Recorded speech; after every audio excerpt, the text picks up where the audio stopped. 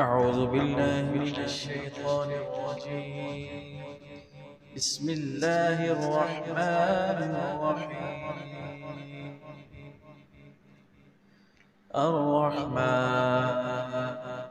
علم القرآن خلق الإنسان علمه البيان. الشمس والقمر بحسبان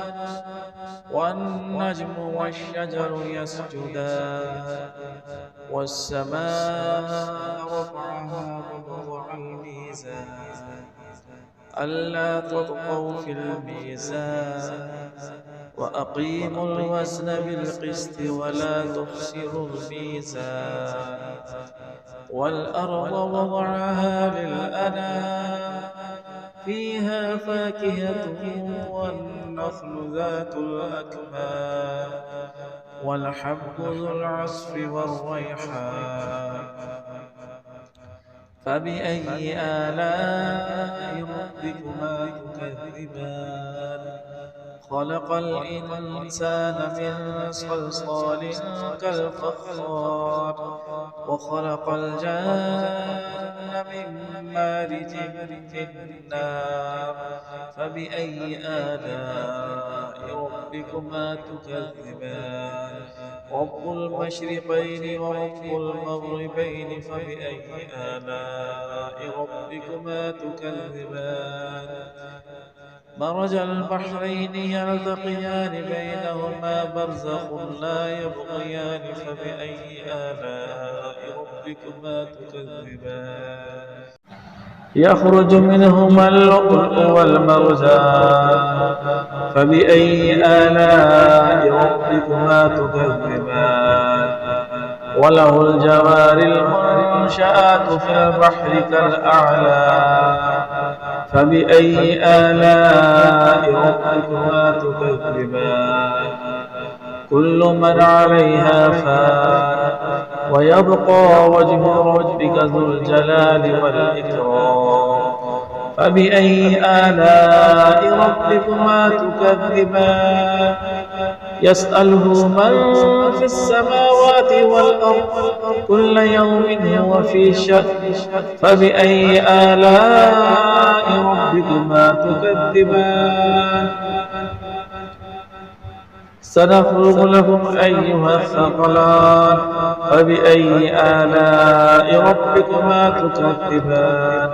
يا معشر الجن والإنس إن استطعتم أن تنفذوا من أقطار السماوات والأرض فانفذوا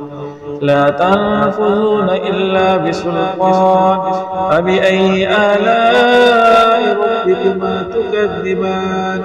يرسل عليكما شواظ من نار ونحاس فلا تنتصران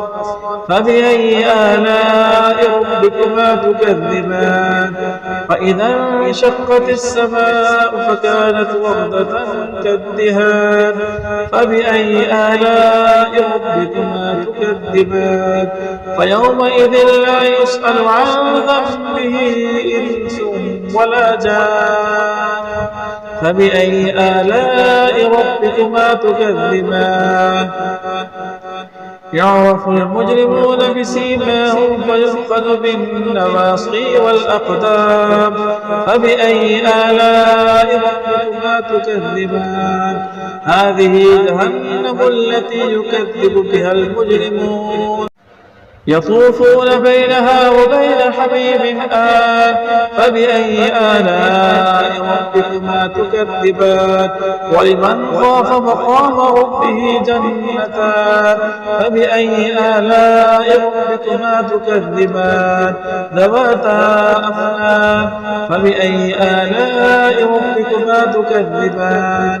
فيهما عينان تجريان فبأي آلاء ربكما تكذبان فيهما من كل فاكهة زوجان فبأي آلاء ربكما تكذبان متكئين على فرش بطائنها من استبرق وجنى الجنتين دان فبأي آلاء ربكما تكذبان فيهن قاصرات الطرف لم يطمثهن إنس قبلهم ولا جان فبأي آلاء ربكما تكذبان